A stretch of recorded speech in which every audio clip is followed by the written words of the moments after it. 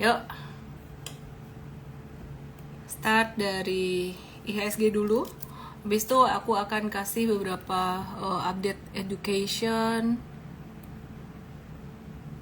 buat teman-teman semuanya. Strategi lah ya. XAU prediksi kemana gold? Sebentar, ntar aku update juga ya. IHSG tuh naik beberapa hari terakhir setelah pemilu kemarin, tapi view-nya tuh masih sama sebenarnya. Ini tuh lagi di dekat area resisten banget, jadi batas atas nih resisten banget. Aku melihat IHSG ini bisa ada normal correction sampai 72-70. Penyebabnya macem-macem lah, bisa jadi big banks, bisa jadi saham-saham yang berkapitalisasi besar lainnya. Oke. Nah, kita kalau mau ngelihat hari ini tuh penguatannya tuh bukan cuma didorong oleh big banks, tapi lebih ke saham-saham Pak Prayogo Pangestu ya. Jadi yang beberapa waktu yang lalu tuh manggil Papa. Bisa dilihat di sini nih. Perhatikan brand di sini. Ini lagi ada sideways. Nah, pada ngelihatnya gimana? Apakah ini tanda naik atau justru malah tanda turun? Ini bisa jadi tanda naik kalau dilihat dari low-nya yang naik terus di sini. Tapi kalau dilihat dari volumenya turun, dia tuh sebenarnya power naiknya tuh nggak terlalu besar. Jadi kalau aku melihat bisa naik, tapi naiknya sifatnya markup, bisa naik mentok sampai level 7.125. Jadi kalau naik sampai ke sini, nah ini udah rawan atau waspada banget untuk profit taking. Kalau kamu ada nitip sendal di situ, saran aku lebih banyak mengurangi posisi aja gitu ya. Jadi banyak mengurangi posisi aja gitu. Nah terus ini ada yang nanya big banks tuh udah naik tinggi, jadi kalau kita investasi tuh kemana? Nanti aku bahas ya. Oke. Terus abis itu ada saham Pak Prayogo Pangestu lagi yang kemungkinan kena Prabowo Gibran effect. TPIA ini naik lumayan signifikan. Pak PP itu termasuk ada investasinya juga ke IKN ya. Jadi kalau kita lihat di sini, ini naiknya juga jangka pendek masih beresiko. Dia bakalan bisa naik kalau TPIA sampai level 5.300, 5.275. Sifatnya jangka pendek ini markup doang ya. Jadi sifatnya markup doang. Terus kemudian kita akan lihat markup itu naik sementara, ada potensi guyuran. Nah, hari ini cuan naik 11%. Aku tetap berpendapat bahwa sebenarnya investor besar di cuan, investor awal di cuan ini tuh mereka sampai sekarang masih untung 1.600-an%, bahkan 1.900% sampai 2.000% tuh ada. Kesimpulannya mereka masih posisi untung, dan kalau mereka mau buang barang pun nothing tulus ya. Jadi cuan ini dalam jangka pendek naiknya juga sifatnya markup doang, bisa sampai 8250. Be very careful ya teman-teman yang retail ya, investor retail, trader retail, jangan sampai kejebak di situ. Nah ini ada Michael bilang brand akhirnya impas plus 0 ya. Mulai kurangin posisi dikit-dikit ya, bakalan naik tapi naiknya buat kurangin posisi gitu. Terus kita akan lihat buat saham yang lainnya. Petro masih ada kaitannya dengan saham Pak PP gimana? Kita akan lihat di sini. Ini ada tanda pantulan juga. Pantulannya untuk Petro nggak terlalu tinggi, bisa sampai level 5.050 sampai 5.175-an di sini. Nggak ada power sebenarnya, sifatnya masih sama kayak brand TPIA dan cuan. Ini naik jangka pendek aja ya, jadi markup jangka pendek aja gitu. Nah hati-hati teman-teman yang masih pemula gitu ya. Untuk saham-saham banking nanti aku akan bahas ya. Aku bahas dulu saham-saham yang aktif hari ini. TLKM ini aku ada infoin bahwa kemarin dia diborong asing. Hari ini breakout tinggi, dia masuk dalam salah satu portfolio atau indeksnya MVest. Dan kemarin M-Trade juga ada review buy di 15 Februari, ada breakout gagal, tapi hari ini confirm breakout 16 Februari. TLKM-nya kira-kira bakalan mau kemana sih? TLKM ini dalam jangka pendek untuk trading bisa sampai 4250 atau 4480-an. Jadi 4250 sampai 4480 tuh resistennya di sini, rentang waktunya sekitaran kemungkinan 1 bulan paling telat. Disclaimer on juga. Ini ada yang nanya Ases Inco guyuran besar. Ya, ntar aku update ya Ases dan Inco gimana ya. Oke, sekarang aku mau bahas dulu untuk saham Bian. Karena saham Bian ini dia ada di pasar negosiasi, ditransaksikan 3,2 triliun rupiah dan termasuk penggerak indeks sebenarnya. Tapi dia hari ini transaksi di pasar negosiasi. Jadi sebenarnya itu nggak kelihatan volume transaksinya di chart. Ya just buat tahu aja, dia sekarang trennya lagi masih sideways gitu. Oke, nanti aku akan bahas Inco, Ases dan juga Sido yang juga lagi rame. Anyway, kalian tahu nggak sih Jepang tuh lagi resesi dan Inggris juga menyusul resesi? Tahu nggak? Ada yang tahu nggak di sini? Coba jawab di komen dong di chatroom. Tahu nggak Jepang lagi resesi? Definisi resesi itu apa? Definisi resesi itu pertumbuhan GDP atau Gross Domestic Product, ya GDP, Gross Domestic Product atau produk domestik brutonya dia itu bertumbuh negatif selama 2 kuartal berturut-turut. 2 kuartal itu artinya 3 bulan sama 3 bulan gitu. Jadi sebelumnya pertumbuhan GDP-nya dia itu cuma minus 3,3%. Dan kemudian kemarin itu minus 0,4. Tapi sebenarnya ini bukan jadi sesuatu yang gimana, karena udah mulai membaik dari minus 3,3 jadi minus 0,4. Jadi kalau diperkirakan nanti ke depan, kuartal ke depan ini bakalan bisa lebih positif. Impact-nya perlambatan perekonomian Jepang ke Indonesia itu gimana? Lumayan sebenarnya, karena Jepang ini termasuk negara tujuan ekspor yang terbesar ketiga gitu ya. Dan ekspornya tuh sekitar dari Indonesia ke Jepang itu sekitar 8,8% total ekspor Indonesia dengan total 24,8 miliar US dollar gitu. Jadi wait and see dulu. Buat teman-teman semuanya, kalau ngelihat perekonomian di Jepang saat ini aku lihat ke depan bakalan bagus. Untuk kuartal berikutnya mau tahu gimana patternnya kayak gini nih, aku ada chartnya, aku mau kasih lihat sebentar ya. Jadi bukan cuman paham tentang saham, tapi paham tentang perekonomian dunia juga. ASII ya, ntar aku bahas ya.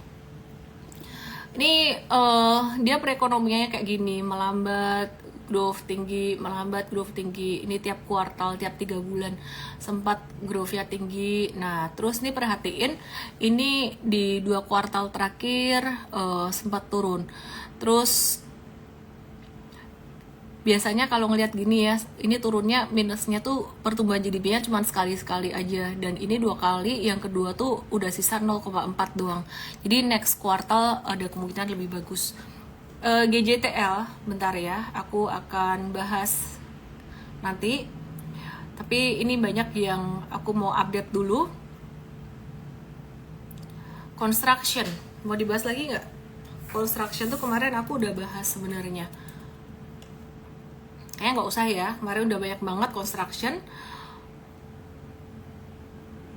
Aku mau bahas Astra International. Astra International gimana kabarnya? Sudah, Astra International tuh aku ada bikin ulasannya lengkap banget di YouTube aku. Ini aku melengkapi aja sama update jangka pendeknya aja. Jangan lupa besok tuh ada Invest Start. Buat kalian yang mau belajar investasi saham untuk pemula, langsung aja ke invest.id/start ya. Ada kode promo VEST17. Oke, ini Astra International. Astra International ini ada di portfolio investasi jangka panjang aku dan ada di Invest juga. Sebenarnya aku ngelihat Astra ini lebih ngelihat secara valuasinya atau valuationnya dia tuh sekarang lagi murah banget. Valuasinya dia tuh lagi di bawah standar deviasi -1. Aku suka emiten-emiten yang fundamentalnya bagus dan valuasinya lagi terdiskon. Memang mindsetnya dalam investasi jangka panjang itu beda sama trader. Value investor itu beda mindsetnya sama trader. Kenapa? Kalau trader maunya yang trennya naik, tapi kalau yang investor itu kita ngelihat valuasinya yang bagus, valuasi murah, biasanya trennya memang lagi turun. Jadi di sini Astra memang kita lagi watch buat investing. Kalau buat tradingnya belum, masih sideways. Kita ada watch juga buat trading, tapi kita belum pilih untuk trading saat ini. Jadi masih nunggu momentum dia aktif dulu. Karena kalau trading kita beli pas sideways, nggak ada momentumnya, bakalan nunggunya lama. Apa hubungannya ASI dengan impor dari Jepang? Udah ganti topik. Oke. Ya, Astra International sekarang valuasinya masih murah. Update penjualan mobil Januari 2024 ini turun sebesar 18,4% atau turun 26,1%. Gak ada berita bagus Astra International saat ini, gak ada berita bagus. Tapi aku melihat untuk jangka panjangnya masih oke. Kenapa? Karena saat ini anak usaha Astra International tuh itu ada aku bahas lengkap banget di YouTube aku. Cari aja di YouTube aku tuh ada aku bahas tentang ASII. Sekitaran 30% itu disumbang oleh otomotif dan 30%-nya dari UNTR dan selebihnya ada lengkap di YouTube itu ya. Itu bisnisnya lagi melambat semua, lagi slow down semua. Termasuk perekonomian China tuh sangat berdampak ke ASII ya, untuk ekspor alat beratnya. Jadi saat ini nggak ada sentimen bagus. Kalau buat trading ya agak berat. Tapi kalau buat investasi ya memang itu investasi. Kita ngelihat perusahaan bagus yang lagi ada sentimen dari eksternal yang bikin dia valuasinya turun gitu. Kedepan prospeknya gimana? Kedepan aku melihat kalau ASII ini dia mengikuti perkembangan zaman, dia jual mobil atau kendaraan hybrid, itu bakalan bagus buat dia. Jadi ngikutin perkembangan electric vehicle ya. Sehingga mindset untuk investor tuh contrarian ya, belinya memang pas lagi kondisi kayak gini. Kalau pas kondisinya udah naik, itu namanya trading, bukan investing. Investing nunggu pas valuasinya murah.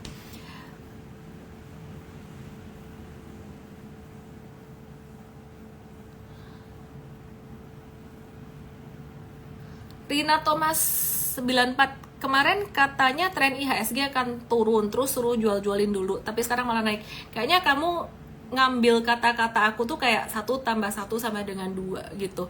Jadi aku kasih satu clue buat kalian ya, kasih satu petunjuk ya. Waktu itu kita ngelihat tren IHSG turun di sini, dan kalau kamu ngikutin IG live aku dalam beberapa hari, kita terus update ya untuk IHSG. Di sini udah breakout pas lagi 12 Februari itu aku ada update IHSG-nya breakout, dalam jangka pendek trennya membaik. Tapi bukan berarti aman kalau kamu mau hajar beli buat investasi jangka panjang. Nah, aku langsung lanjut aja sekalian ya. Tadi aku ada update portfolio aku, salah satunya tuh saham BMRI yang udah naik sekitaran 96% dan harganya mungkin sekitaran 3.000-an gitu. Aku juga nggak ingat-ingat harga aku di harga berapa. Valuasi udah tinggi banget di sini, dan juga secara harga teknikal ini juga udah tinggi banget. Jadi maksud aku tuh bukan suruh kamu jual-jualan apa tuh, nggak ada kata-kata aku yang secara eksplisit kayak jualin semua saham kamu, cash your portfolio, nggak ada saya ngomong gitu. Tapi maksud aku tuh, kamu kalau mau beli tunggu momen ya, jangan ngehajar saham dengan valuasi tinggi banget kayak gini. Nah, jadi sebenarnya ketika kamu investasi dan trading sebaiknya belajar dulu. Besok ada Investart hari Sabtu jam 10, belajar dulu. Jangan kayak investasi tuh kamu baru ngedenger IG live aku semalam 2 malam terus langsung hajar ikutan beli, ikutan jual. Kayak aku sangat hati-hati nge-share portfolio, dan tadi ada banyak sekali disclaimer dan education karena bahaya banget sebenarnya nge-share portfolio itu orang langsung ikutan beli. Makanya malam hari ini aku sempetin IG live, sebenarnya ada urusan, aku mau jemput anakku, ada urusan gitu ya. acara sekolah. Tapi aku sempetin IG live, aku mau ajarin sesuatu. Thank you udah ngingetin aku tentang IHSG dan saham yang udah naik tinggi gitu. Jadi jangan ikut-ikutan untuk yang big banks. Big banks aku tuh udah lama belinya. Di Mvest masih ada di desain portfolio untuk saham-saham big banks, tapi cara masuknya kita kasih tahu di WA community. Kita kasih tahu tuh masuknya bertahap. Jadi bukan masuknya langsung hajar. Dan nggak semua orang bisa langsung ikut Mvest, harus ikut Mvest Start dulu, basicnya besok gitu. Jadi mesti nunggu dia ada diskon dulu. Intinya adalah tunggu ada diskon dulu, jangan hajar-hajar masuk. Kira-kira kayak gitu deh. Terus properti nanti aku akan bahas. Ya, shots. Aku lebih sering bilang BTNC. Ricky Anggabun di Instagram memang kadang suaraku jadi cowok gitu, anggap aja hiburan. Terus aku mau bahas dulu Sido Muncul yang lagi rame hari ini. Banyak yang penasaran Sido Muncul ini bakalan lanjut naik atau enggak sih gitu. Terus Inco ini gimana, banyak yang nanya Inco juga. Di trending topiknya hari ini tuh ada Sido Muncul dan Inco sebenarnya. Divestasi Inco sudah deal di harga 38, akan seperti efeknya ke harga saham. Back to the chart, kalau saham komoditi sebenarnya aku bahas Sido Muncul dulu. Sido Muncul ini termasuk yang tadi ada di portfolio aku, dan porsinya siang aku lihat, siang atau pagi aku lihat masih minus 2%. Terus sore aku lihat tuh udah sekitaran BEP 0, sekian persen gitu. Ya, jadi minus 0,9%. Ya, jadi BEP lah posisinya. Oke, aku mau review Sido Muncul ya. Sido Muncul ada di dalam portfolio aku. Itu sebenarnya ilmunya ada aku share di Mvest juga gitu. Tapi nggak bisa langsung ikut Mvest tanpa ikut Mvest Start besok gitu ya. Dan jadi intinya sebenarnya aku masuk ke Sido Muncul. Kebetulan Mtrade juga ada masuk ke Sido Muncul kemarin. Ini untuk trading jangka pendek. Tapi personally aku masuk ke Sido Muncul tuh karena sekali lagi aku lihat ini perusahaan bagus yang sekarang jangka pendek lagi terpuruk karena harga beras mahal dan orang-orang lebih mementingkan untuk beli beras dulu, mementingkan untuk kebutuhan dasar mereka dulu gitu. Sehingga gula juga kapan hari sempat naik tinggi gitu, sehingga Sido Muncul aku lihat ini sentimen yang cyclical gitu, sentimen negatifnya, dan valuasinya sangat murah. Dan dia rajin bagi dividen. Aku tuh sempat underestimate the power of dividend karena dividennya tuh kebanyakan saham di Indonesia, perusahaan di Indonesia bagi dividennya tuh kayak kecil-kecil banget, lebih kecil daripada bunga deposito. Jadi aku males kan. Nah, tapi kenyataannya beberapa saham yang aku pegang, selain ada pertumbuhan secara portfolio capital gain, aku dapat bonus tambahan dari dividen gitu ya, dari dividen. Jadi mindsetnya dividen tuh bonus. Abisnya aku akan cerita tentang dividen atau dividen investing, tapi kembali lagi aku akan bahas Sido Muncul dulu. Di portfolio aku, disclosure ada Sido Muncul yang aku lihat secara valuasi oke dan fundamental oke. Dan itu akan dibahas di Mvest. Biasanya setelah ada Mvest Start, hari Selasa atau Senin, Selasanya depan itu biasanya akan ada gathering untuk menyambut investors baru gitu. Nah, perhatikan untuk saham Sido Muncul sendiri secara teknikal dalam jangka pendek itu dia sedang membentuk pattern double bottom di sini, dan ada potensi untuk Sido ini dia naik sampai ke level 605 dalam jangka pendek. Jadi kalau kamu nyangkuters di Sido Muncul boleh berlega hati sedikit ya, karena ini udah mulai ada tanda-tanda dia mulai ada perbaikan tren. Dari tren turun stage 4, ini jadi sekarang dia masuk ke stage 1, belum sampai ke stage 2. Dia kalau breakout dari 580 di sini, 575 580-an.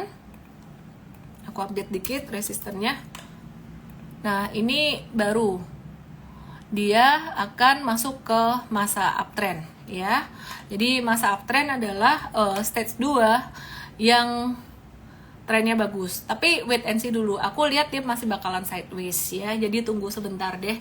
Sido Muncul apakah recommended buat teman-teman yang mau trading? Sekali lagi aku nggak ngerekomen untuk kalian yang masih pemula tuh bahaya banget sebenarnya kalau ngikutin langsung IG live. Aku bahas saham apa, hajar beli, hajar jual. Aku merekomendasikan kalian untuk benar-benar memahami konsep investing dan trading dulu. Untuk preview Mvest atau Mvest Start besok ada jam 10, preview trading hari Sabtu depan jam 10 juga ya. Jadi lihat itu dulu. Yang baru follow aku, jangan langsung hajar-hajar beli. Divestasi Inco sudah di harga 3.800. Akan ada efek seperti apa ke harga sahamnya? Oke. Kita lihat Inco. Harga nikel itu masih tren turun. Bentar ya.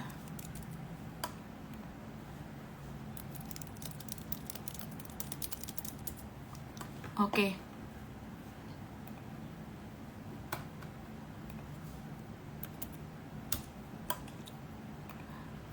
Harga nikel itu masih tren turun, dan kita lihat hari ini Inco ini dia jatuh dengan volume transaksi gede. Mtrade udah lama nggak ada trading Inco ya. Kemarin sempat menarik di 12 Februari naik dengan volume transaksi tinggi, tapi dia nggak bertahan, masih di dalam tren turunnya yang gede banget. Ini diajarin di Sabtu depan ya, di preview Super Trader, basic Super Trader gitu. Jadi singkat cerita dia masih bakalan turun, masih bisa turun sampai level 3250 atau 3000. Jadi jangan beli dulu, wait and see dulu. Value investing di Inco gimana? Aku lebih baik nggak? Kalau value investing sampai di perusahaan komoditi itu, setidaknya komoditinya bukan komoditi tambang, komoditi ayam-ayaman atau poultry, itu masih mending. Pulp and paper juga masih mending ya. Sebenarnya nggak mending juga sih, cuman valuasinya sekarang lagi murah banget. Tapi kalau aku disuruh investasi jangka panjang atau value investing di komoditi tambang, aku nggak sih gitu.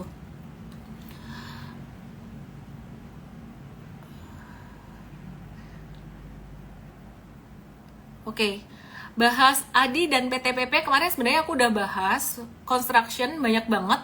Intinya dia lagi normal correction aja setelah kemarin naik tinggi. Banyak nyangkuters yang lagi keluar untuk ADI dan PTPP. Yang trading jangka pendek boleh profit taking, yang jangka menengah panjang boleh wait and see dulu. BRPT udah dibahas kayaknya di depan. Ellen nggak invest di Toba ya? Toba nggak. Oke, ADMR gimana? Aduh, aku sebenarnya pengen ngebahas tentang dividen nih. Oke, ADMR hari ini turun, volume transaksi gede. Kalau besok jatuh di 1405 kita akan batasi resiko. Akses, oke, Akses ada di portfolio yang tadi aku share juga. Jangan ikut-ikutan. Kenapa? Karena jangka pendek beda sama jangka panjang. Akses jangka pendek bakalan jatuh sampai 740. Sampai 715 bisa juga. Aku investasi di Akses ini udah mengalami naik turun yang luar biasa. Jadi belinya sekitaran Januari 2023, waktu itu barengan dengan launching Mvest. Terus sempat turunnya aku udah ceritain story berkali-kali ya, sekitaran jatuh 14-20%, naik lagi, jatuh lagi. Ini perjalanan investasi tuh kayak gini nih. Jadi roller coaster kayak gini. Kenapa nggak di tradingin? Ya lain portfolio trading ada lagi lah lain gitu ya. Tapi investasi mesti dipisahin portfolionya supaya strateginya nggak kecampur. Dan akhirnya fruitful sampai sekarang. Hari ini tadi masih sekitaran 50% cuannya dari angka berapa ya, sekitaran 520-an kalau nggak salah tadi. Aku lupa, pokoknya sekitaran segitu deh. Dan ini bakalan masih turun lagi. Jadi investasi jangka panjang tuh toughful banget gitu. Kalau mau nambah Akses di harga berapa? Aku nggak nambah-nambah terus. Aku kalau porsi buat investing udah cukup segitu, Akses nggak begitu besar di portfolio aku. Aku nggak nambah lagi. Aku lagi masih nunggu Big Bang jatuh. Wah, kalau nunggu Big Bang jatuh, kenapa nggak investasinya dijual aja? Kalau mindsetku kayak gitu, nggak bisa dapat BMRI 96% cuannya gitu. Aku pengalaman BC aku udah kejual di masa pandemi kemarin. Oke, ya jadi di 2020 aku beli, terus BC aku kejual gitu. MAPI atau BTPS bentar. MAPI masih sideways. Arto malah mau turun ya ini. Arto mau turun, BTPS dia juga masih mau turun. Jadi jangan dulu. Oke, Big Bangs udah dibahas kah? Tadi aku bahas sekilas, jangka pendek lagi ketinggian banget. Di Mfast masih masuk dalam portfolio desain kita, tapi timing belinya nggak sekarang. Timing belinya kita lagi nunggu ada diskon yang lebih gede. Atau kita akan kasih tahu teman-teman Mfast untuk mulai DCA. DCA itu dollar cost averaging, dan kita akan ajarin caranya. Next week kita akan ada gathering lagi buat investors. Nah, aku mau share tentang satu hal nih. PTBA, tadi ada yang lihat di story aku kali ya. Kok story sih? Di feed post aku mau educate kalian, penting banget. Ada yang bilang di feed post aku, udah Ellen gak usah jelasin gitu. Tapi menurut aku harus dijelasin. Ini bukan pembenaran akan diri aku, tapi bahaya banget kalau aku nggak jelasin. Karena ketika tadi aku share portfolio, aku tuh berasumsi bahwa teman-teman udah ngikutin perjalanan aku berinvestasi dan kenapa aku beli PTBA. Tapi ternyata banyak follower baru yang mereka begitu ngelihat, wih PTBA minus 30%, langsung komentar pertama yang mereka katakan adalah, wah, gue ada temennya nyangkut nih. Wah, ternyata tuh nyangkut nggak apa-apa. Wah, ternyata nggak cut loss tuh nggak apa-apa. Sangat berbahaya sekali. Jadi aku cerita di sini bukan untuk pembenaran atau gimana, enggak. Tapi aku mau kasih tahu kalian, dan sebenarnya aku udah cerita ini lengkap banget di YouTube aku. Tolong tonton YouTube aku. Singkat cerita, intinya aku singkatin aja soal PTBA ya. Kalian bisa nonton di YouTube. Aku beli PTBA itu sekitaran di bulan Juni, 6 sampai 16 nih. Aku kumpulin di sini nih. Nah, ini ada berita dia mau bagi dividen gitu. Dividennya gede banget, 28% yieldnya. Jadi kalau average-nya kalian bisa lihat lah di feed post aku lupa average-nya berapa, bisa dibantu tulis nggak sih? Ya, ini kalau dihitung-hitung sampai saat ini kan posisinya aku lagi minus 30% ya. Tapi sebenarnya waktu itu kalau kalian ngikutin edukasi aku, itu udah anticipated. Jadi jangan menyamakan diri dan bangga bahwa gue nyangkut ada temennya. Itu yang saya pengen sampein sebenarnya, bahaya banget gitu. Saya nggak nyangkut di PTBA. Kenapa? Karena kalau Anda mengikuti edukasi yang saya sampaikan, aku tahu ini bakalan jatuh. Di Mfast dulu aku share, di Mtrade aku share, tahu bakalan jatuh. Nah terus kenapa kok dibeli? Bodo amat, orang udah tahu turun kok masa dibeli? Karena dividen. Jadi saya tidak akan average down. Kenapa? Karena kalau saya average down, saya beli lagi di bawah, saya tidak dapat dividen 28% dari yield itu. Tujuannya kan itu. Dan kenapa tidak dijual? Ya rugi dong. Masa dapat 28%, jualnya pas minus 30%. Jadi netnya minus 2% dong. Terus abis itu solusinya apa? Kalau udah tahu itu bakalan minus 30%, solusinya di hold sampai tahun depan dapat dividen lagi. Oke, tahun depan tuh berarti tahun ini 2024. Proyeksinya gimana? Kira-kira masih bagi dividen lagi nggak sih? Masih cuan perusahaannya, meskipun cuannya turun karena normalized harga batu bara. Sehingga ekspektasi saya waktu itu memang sudah saya sesuaikan. Udah ada antisipasinya. Oh, dia nggak mungkin bagi dividen 28% lagi dari harga saham. Nggak mungkin yieldnya segitu.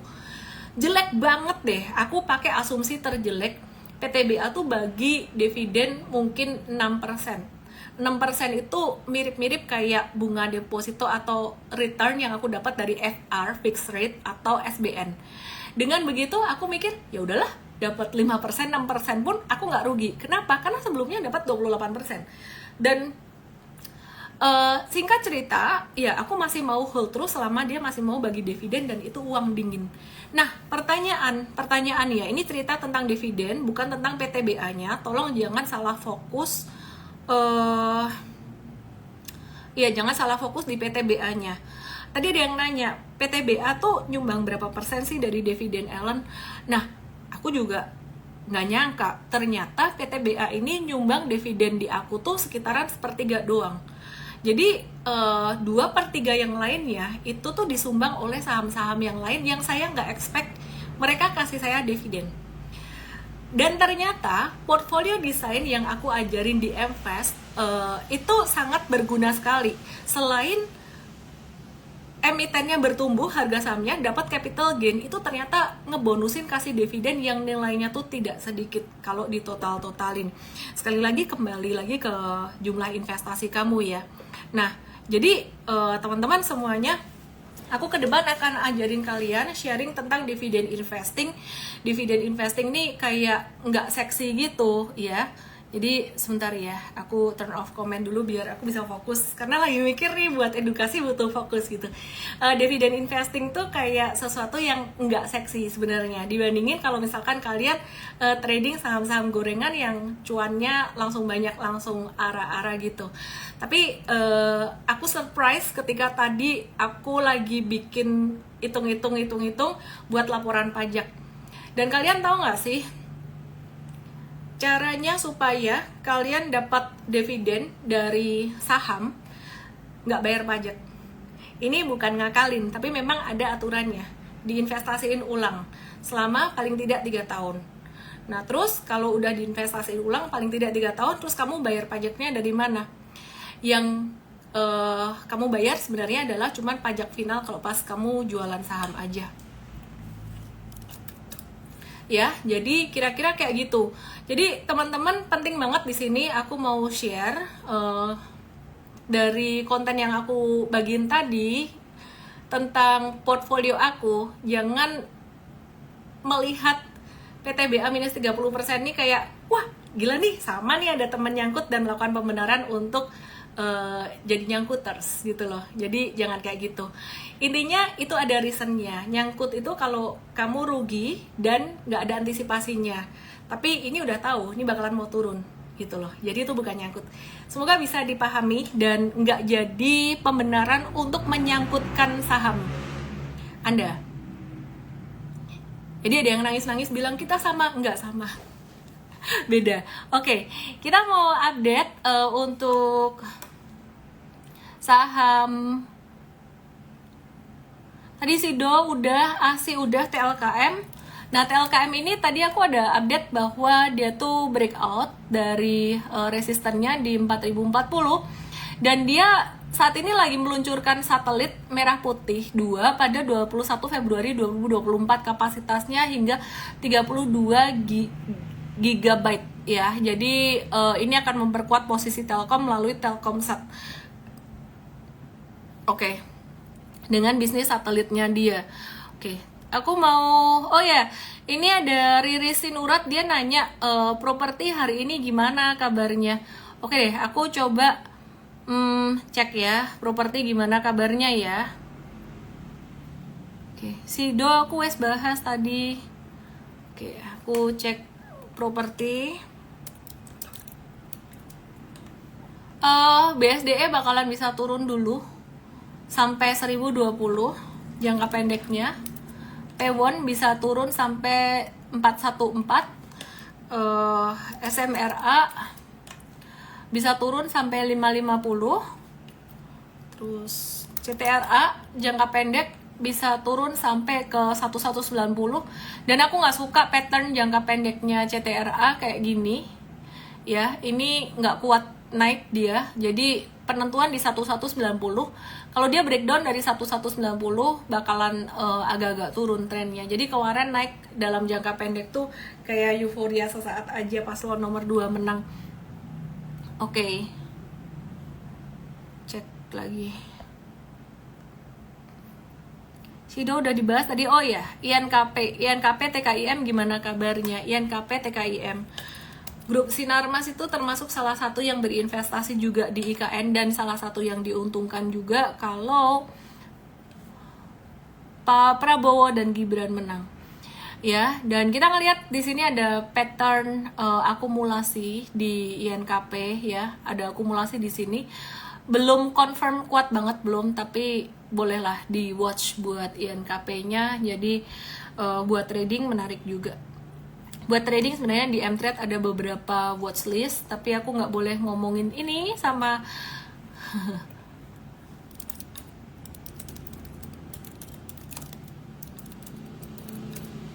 Oke, sama teman-teman ini coach. Jadi aku update di Mtrade aja besok. MBMA tadi aku udah update juga. P1 ketinggalan. Oke. Oh ya, Unilever. Unilever aku mau bahas juga nih. P1 jangka pendek bisa turun sampai level 414 sampai 416, kira-kira di situ. Sama Era sih aku suka sih lihat dia bakalan turun gini. Kita kan tunggu retracement-nya sampai 428 ya. Jadi ada normal retracement di sini. ASI aku udah bahas tadi. ASI aku udah bahas, terus apa lagi? Oh, Unilever. Tadi janji mau bahas Unilever, kelupaan. Oke. Aku bahas Unilever ya. Ini udah mulai agak-agak melambat. Di sini udah agak-agak melambat, udah slow down turunnya. Tunggu dia ngebentuk low dulu, belok ke atas. Ini low-nya dia kayak kecil banget di sini, nggak strong, dan ini balik turun lagi. Jadi kalau low itu sebenarnya butuh 3 candle cukup. Cuman ini candle keempatnya dia turun, jadi low-nya ini nggak bagus di sini. Perkiraan aku masih akan bisa turun lagi sampai level 2700-an. Oke?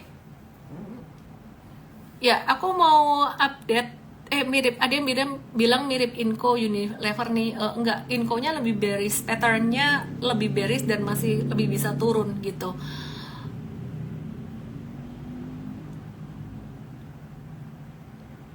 Besok ada seminar, teman-teman.